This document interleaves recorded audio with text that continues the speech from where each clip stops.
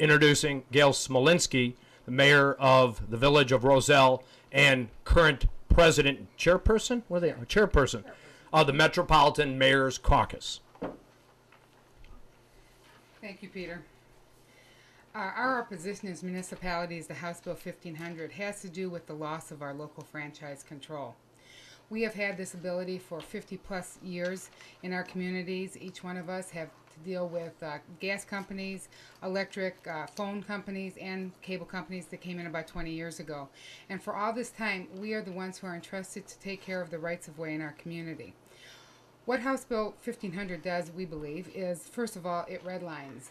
AT&T has said that they only want to handle high-value customers, or the cream of the crop. Therefore, they're not going to be bringing this competition into our whole community. That's number one concern. Second is universal build-out. We believe that if you're going to use our public rights of way, that every person in our community should have the choice whether or not they want the service, not the private company who used the public rights of way to make that choice for them. Local franchising agreements make sure that there's universal build-out for anyone who uses our rights of way. Customer service or privacy regulations. Currently, if residents have a problem with customer service, they initially go to Comcast, but if they're not getting, that happens to be the one in Roselle, if they're not getting any luck with them, then they have your local officials, whether they pick me up in the supermarket or I'm out at a baseball game, and they tell me about their problems, and we make sure that things get solved. There is nothing in House Bill 1500 that's going to provide any kind of relief or any place for our residents to complain if they have a customer service problem. Same thing with privacy protection.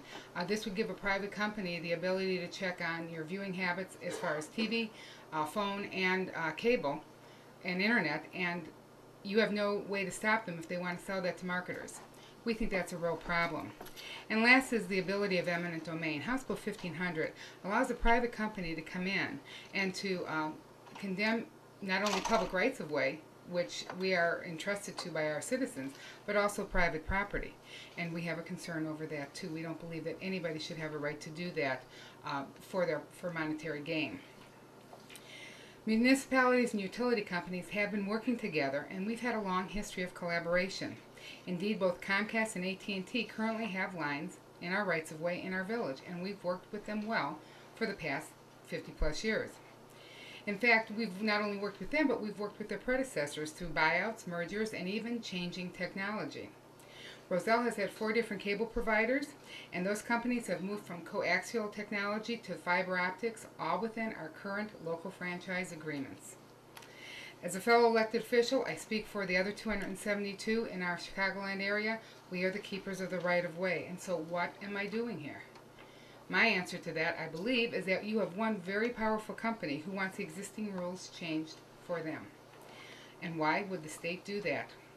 Why is AT&T spending millions of dollars on print ads and TV commercials and lobbyists down here in Springfield and on national level to circumvent the existing laws? And why are we trying to fix what we don't believe is broken? How am I going to answer residents who come to me and say, I've seen those commercials on TV, and they say that they're bringing competition to the community, and I want it, but I'm not in their footprint, or I'm not considered a high-value customer, and therefore I can't access it. I have to look at the ugly boxes across the street from me, like this one right over here, but I don't have access to the technology because I don't fit in their demographics. I just want to continue to do my job the way I have for the past 14 years, the way my predecessors have done before me, and the way my residents expect me to. I don't understand why this technology is so special that it has to be existing outside of the current laws. I think we can accommodate it with what we have. Thank you.